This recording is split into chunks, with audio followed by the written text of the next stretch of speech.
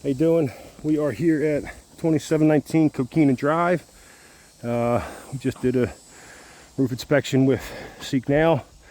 What I'm doing now is I'm looking at repairability on these shingles. These shingles are very old. They're definitely over 20 years old.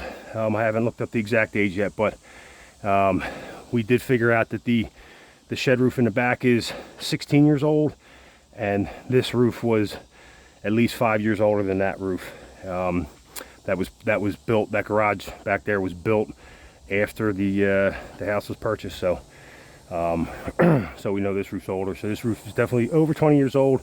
We have a whole bunch of damaged shingles here, all over the roof. We got torn up tabs. We got crease marks from shingles blowing up. So we definitely got a ton of wind damage here. So now what I'm doing is I'm checking repairability. So this here, right, that's damaged, it's blown up. You can see there's no mat transfer or anything there. It just, the seal ended up giving way, the wind pulled it up, creased the shingle. Okay, so that's damage. So what I have to do is I got to release. All right, so this is the damaged shingle. This has to come up. I am using the roof snake, which is the preferred tool for roof repairs. You can see this one was damaged. It's coming up fairly easy, but we also have to release this one, this here over to about here, and then these here across here to be able to get to the nails on this one. So same thing, I gotta release these. All right, so that's released. You could see this is very, very thin here. So it's going to be tough to do these repairs without causing damage. All right, so we got this shingle here.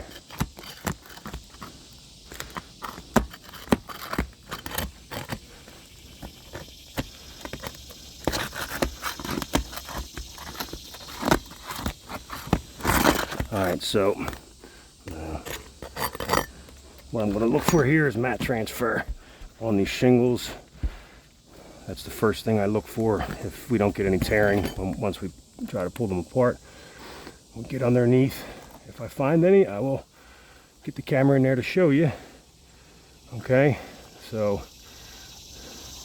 feeling for matting that's ripped out. Now, see, keep in mind, I'm trying to hold this up so I can get to here. I only have it up 2 fingers worth, right? So it's definitely not more than 45 degrees, which is the preferred distance, right? It's less than that. Okay, this tool here is designed for 45 degrees, so when you get up in there it doesn't get too much higher than that.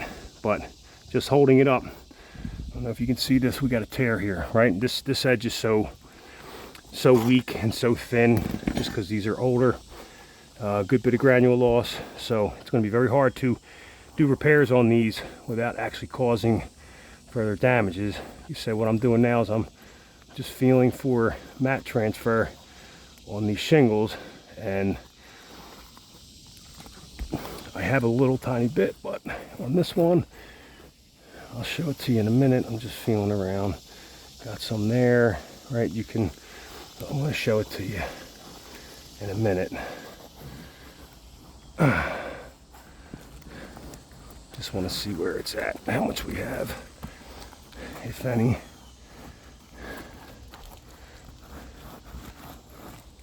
Alright, so that's a nail there. Alright, so I don't really see a problem with mat transfer. Okay, that's a good thing. Alright, but like I said, just holding this up less than 45 degrees, I got a tear there. So I'm going to go through the motions here. I got to get these nails out. Alright, so I'm going to go over here, and there's a nail there, right? So I need to get up under that nail. This nail's in there. It's starting to rip through that matting, which is another form of damage that we just can't leave. So if these nails are popping through as we go to take them out, what's happening is we're end up leaving holes in the matting, and that's not a good thing, because then there's an area for water to get into the house. All right. So, put my nails right here.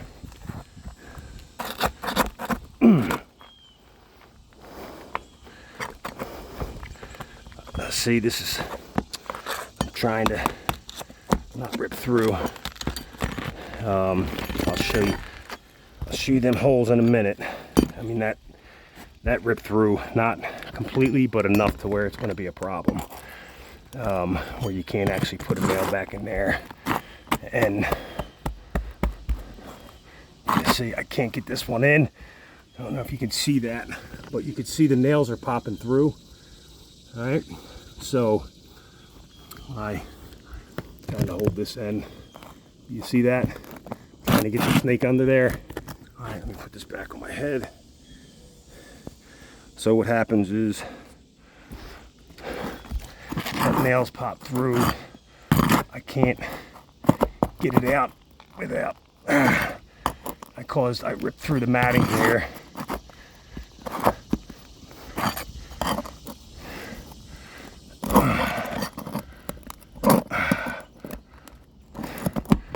So what I'm going to show you, I'm not going to keep going because I'm going to keep doing this and it's going to cause further damage.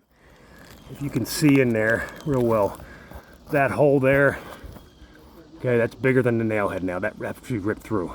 So that one, this one, it started to rip through. I ended up getting it, but that's so weak around the edges, that's going to end up popping through when you go to nail it again. The first one I got without a problem, but that was on the edge. Usually they are pretty easy, but these ones in the middle, this one here too, because it's on a slight angle, it's probably going to rip through. These things are very old, they're very brittle, and what happens is when we can't get those nails out without popping through that matting, you're leaving a hole there. And you can't even put a nail back in there to try to fill that hole because the matting is ripped around the nail. So you're not actually sealing or creating a seal. You know, caulk or sealant, that's not going to work on something like that because that becomes a maintenance issue where every year you're going to have to come back up and try to reseal it and check on it and everything else. So it's not actually indemnifying or putting the insured back to pre-loss condition, because now you have to come up here every year to address these issues with these shingles that are not getting replaced. All right, that's going to happen on all of them. Every one that I have to lift up and pop nails out of to get this shingle out, which is this here and this here, we're going to create those damages.